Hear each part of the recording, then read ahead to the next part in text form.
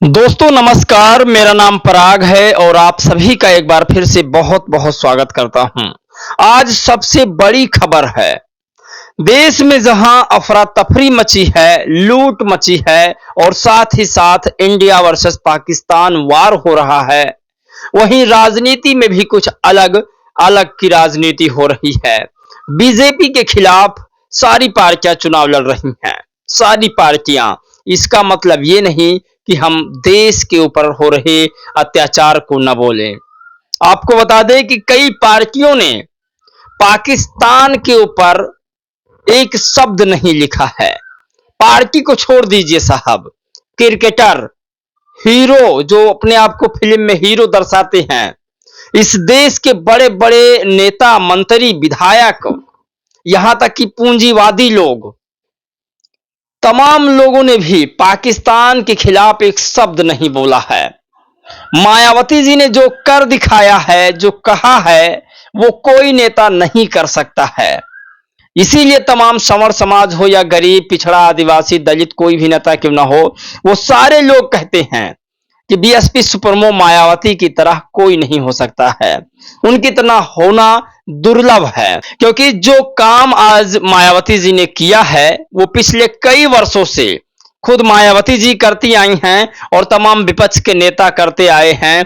जिस मशीन को रोकने के लिए मायावती जी ने मेहनत किया है, उस मशीन को रोकने के लिए जिसके पास 100 सांसद हैं, उन्होंने कोशिश की और उस पर कामयाब नहीं हो सके। 0 सांसद होने के बावजूद उस ऑफिस में पहुंच चुकी, जिस ऑफिस में बीजेपी के अलावा कांग्रेस पार्टी सभी लोग जाते हैं, लेकिन उस मुद्दे पर आवाज नहीं उठाते हैं। ये भी आपको आज बताएंगे, बहुत जरूरी है हम सबके लिए सुनना। आपको बता दें कि मायावती जी ने लिखा पाकिस्तान के ऊपर कि पाकिस्तान के 9 ठिकानों पर हमारे भारतीय सेनाओं को मिली कामयाबी, और ये भारतीय शेरों की, भारतीय सेनाओं की तारीफ करने का दिन है।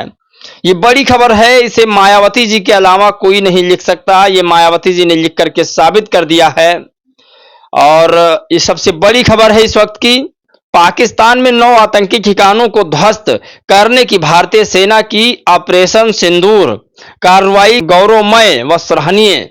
तो इस पर तमाम सौर समाज के लोगों ने लिखा कि मायावती जी ने जो लिखा है उसे कोई हिम्मत नहीं कर सकता कि लिख कर दिखा दे। सारे लोगों ने भारतीय सेना को बधाई दी, लेकिन आतंकवादी पाकिस्तान, ऑपरेशन सिंदूर, ये वो 3 नाम जिससे शायद भारत का कोई राजनेता, भारत के कोई बड़े बड़े उद्योगपति कोई नहीं ले सकता। असदुद्दीन ओवैसी ने कहा पाकिस्तान मुर्दाबाद। पाकिस्तान मुर्दाबाद ये शब्द भी कोई नहीं कह सकता भारत के और विपक्षी पार्टी छोड़ दीजिए, मुकेश अंबानी भी नहीं लिख सकते हैं। और पाकिस्तान के जितने क्रिकेटर्स हैं, जितने मुख्यमंत्री हैं, प्रधानमंत्री हैं, सारे लोग अपने सेना के साथ खड़े हुए हैं। हमारे देश के कुछ लोग हैं जो हमारे सेना का हौसला भी नहीं बढ़ा सकते। मायावती जी ने अपने देश के सेना का हौसला तो बढ़ाया ही बढ़ाया है, साथ में उन्होंने जो कर दिखाया है वो शायद अखिलेश यादव भी नहीं कर सकते हैं। मायावती जी कल चुनाव आयोग गई थी 6 तारीख को। 6 तारीख को बहन जी चुनाव आयोग पहुंचती हैं और चुनाव आयोग उनका पहुंचने का एक ही विजन था, एक ही मिशन था कि चुनाव में पारदर्शिता हो। जब चुनाव हरियाणा और चुनाव जब दिल्ली का हुआ, तब मायावती जी की करारी हार हुई और इस हार का ठिकारा वो बीजेपी और आम आदमी पार्टी पर फोड़ा है। आपको बता दें, यह पिटारा आम आदमी और बीजेपी पर फोड़ा है और उन्होंने चुनाव आयोग में पारदर्शिता लाने की बात कही है।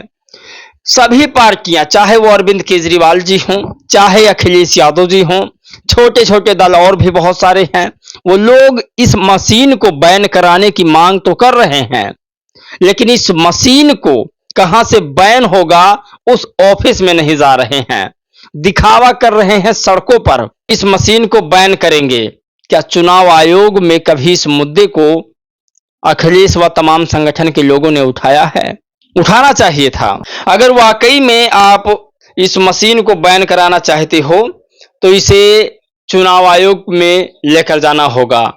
अब मुद्दे पर आते हैं। दरअसल आपको बता दें कि बीएसपी सुप्रीमो मायावती जब चुनाव आयोग पहुंची हैं तो मुख्यतः क्या बातें हुई है उसको लेकर के कुछ ग्रोह ने फैसला दिया है और ग्रोह ने बताया कि इस हिसाब से हम बता सकते हैं कि कई टीवी चैनलों ने इसे चलाया है और आपके सामने मैं रख रहा हूं। दरअसल आपको बता दें कि मायावती के निर्वाचन आयोग पहुंचने के प्रमुख कारण हैं ईवीएम और वीवीपैट की विश्वसनीयता। ये सबसे मुख्य बातें थी मायावती जी जो चुनाव आयोग पहुंची हैं जिसको लेकर के। और मायावती ने कहा कि इलेक्ट्रॉनिक वोटिंग मशीन ईवीएम और voter verifiable paper audited trail VVPAT machine की 100% सत्यापन की मांग उठाई। उनका कहना था कि इससे मतदान की पारदर्शिता बढ़ेगी और ईवीएम से जुड़े संदेह दूर होंगे। और बड़ी खबर यह है कि चुनावी खर्च को लेकर के भी मायावती जी ने बड़े सवाल उठाए हैं। चुनावी खर्च ज्यादा ना हो इसको लेकर के एक बात चुनाव आयोग को मायावती जी ने कहा कि बीएसपी सूत्रों के अनुसार मायावती ने चुनाव के दौरान उम्मीदवारों के खर्च को निगरानी प्रक्रिया को सरल करने की मांग की ताकि छोटे दलों और उम्मीदवारों को अनावश्यक परेशानी न हो। यानी सभी पार्टियों के छोटे छोटे संगठन व दलों को चुनाव लड़ने में आसानी हो। बीएसपी सुप्रीमो का एक बड़ा विजन ये भी है कि देश में तमाम पार्टियां हैं जो बिना पैसे के चुनाव लड़ सकें। ये मुद्दा चुनाव आयोग में उन्होंने उठाया है और चूंकि चुनाव आयोग इस देश का वो सबसे बड़ा स्थल है जहां से नेता विधायक मंत्री सांसद बनकर आते हैं। और उन्होंने मतदाता सूची पर भी सटीकता के जवाब मांगे हैं। उन्होंने कहा कि मतदाता सूची भी बहुत अच्छी तरीके से बनाई जाए क्योंकि गांव में पता चलता है जब चुनाव आता है तो उनमें उन वोटरों के वोट नहीं रहते हैं। इसको लेकर के भी चुनाव आयोग को मायावती जी ने घेरा और साथ में कहा कि मतदाता सूची में त्रुटियों को लेकर चिंता जताई और इसे और सटीक करने की आवश्यकता पर जोर दिया। खास तौर पर दलित और अन्य समुदाय के वोटरों को सूची में शामिल करने पर ध्यान देने की बात कही। ये बहुत बड़ी खबर है। आपको बता दें कि मायावती जी ने बूथ एजेंटों को भी ट्रेनिंग देने को कहा है। चुनाव आयोग को कहा कि जितने भी बूथ एजेंट हैं उनको ट्रेनिंग दिया जाए। ये बड़ी खबर है। आपको बता दें कि मायावती जी ने चुनाव आयोग में कहा कि बूथ स्तरीय एजेंटों के प्रशिक्षण हो। उन्होंने बूथ स्तरीय एजेंटों के लिए व्यापक प्रशिक्षण कार्यक्रमों की आवश्यकता पर बल दिया ताकि मतदान प्रक्रिया निष्पक्ष और पारदर्शी हो सके।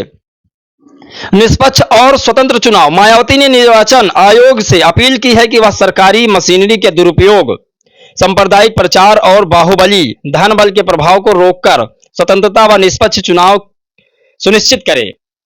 ये सबसे बड़ी इस वक्त की खबर है। 6 तारीख 2025 को बीएसपी सुप्रीमो मायावती ने चुनाव आयोग को पहुंच करके ये बहुत बड़ा मैसेज दिया है। साथ में उन्होंने जो 3 पॉइंट उठाए थे वो बहुत बड़ा पॉइंट था।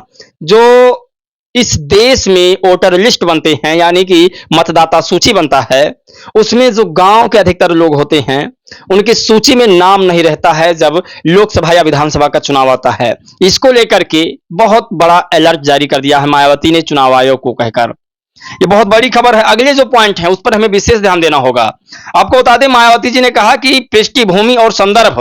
उन्होंने कहा यह बैठक निर्वाचन आयोग की उस पहल का हिस्सा जिससे वह राष्ट्रीय और राज्य स्तरीय दलों के साथ नियमित संवाद कर उनकी सुझाव और चिंतनाओं को भी सुन रहा है। आयोग ने हाल के वर्षों में 4719 सर्वदलीय बैठक को आयोजन किया जिसमें 28,000 से ज्यादा अधिक पार्टियां प्रतिनिधित्व शामिल हुए। पार्टियां तो बहुत शामिल हुई चुनाव आयोग में। दरअसल चुनाव आयोग सबकी बातें सुन रहा था कि क्या क्या आपके राय हैं। जैसे मैंने कहा आप अपनी राय इस मुद्दे पर दीजिएगा, वैसे चुनाव आयोग ने देश की सभी पार्टियां 28,000 पार्टियों को बुलाया था, सर्वदलीय बैठक की थी। लेकिन जो मुद्दा जो सवाल बीएसपी सुप्रीमो ने उठाया उस पर किसी ने एक भी सवाल उठाने की कोशिश नहीं की। दरअसल बाहर सड़कों पर और संसद भवन में सभी लोग कहते हैं कि इस मशीन का बैन होना बहुत जरूरी है, लेकिन जहां पर इस मशीन की आवाज उठानी चाहिए वहां पर तो ये लोग उठाते नहीं हैं। साथ में बीजेपी पर मायावती जी ने बड़ा तंज कसा है। मायावती की यह मुलाकात हाल के चुनाव जैसे दिल्ली और हरियाणा विधानसभा चुनाव 2025 में बीएसपी के खराब प्रदर्शन के बाद हुई जहां पार्टी कोई सीट नहीं जीत पाई। उन्होंने इन हार के लिए बीजेपी और आम आदमी पार्टी प्रभुत्व और भ्रमकवादों को जिम्मेदार ठहराया है। भ्रमकवादों और प्रभुत्व जैसे कि स्पैम जो कहा जाए उसे पूरा ना किया जाए, इस तरीका की भ्रामक खबरें, जैसे 15 लाख का घोटाला, 15 लाख रुपए जनता तक पहुंचाना, नौकरियां देना और भी तमाम चीजें, रोजगारी देना और ना मिल पाए, राशन, पैसे इत्यादि इत्यादि जो भी बांटने का काम हो, इसको लेकर के भी मायावती जी ने चुनाव आयोग को कहा। तो ये बहुत बड़ी खबर है। मायावती जी ने इसके बाद ये भी कहा कि इसके अलावा मायावती ने हाल ही में भारतीय चुनावों को कथित विदेश हस्तक्षेप जैसे अमेरिका से 21 मिलियन की फंडिंग पर भी चिंता जताई थी, जिसे उन्होंने निर्वाचन आयोग के समक्ष उठाया हो सकता है। तो मायावती जी ने कई मुद्दों पर चुनाव आयोग को घेरा और साथ में बीजेपी और आम आदमी पार्टी पर भी उंगली उठाई। तो ये कुल मिलाकर के ऐसा था कि जो बीएसपी समर्थकों ने कहा उसे ग्रोक ने बताया, और जो ग्रोक ने बताया वो हमने आपको बताने की कोशिश की। जो चुनाव आयोग में असल में हुआ है उसको लेकर के मायावती जी ने अभी कोई ट्वीट नहीं किया है, लेकिन कुछ खबरें ऐसी है जो मायावती जी लिखती भी नहीं हैं और देश दुनिया में फैल जाती है। बाकी आप लोग भी अपनी राय प्रतिक्रिया दे सकते हैं। जय भीम, नमो बुद्धाय।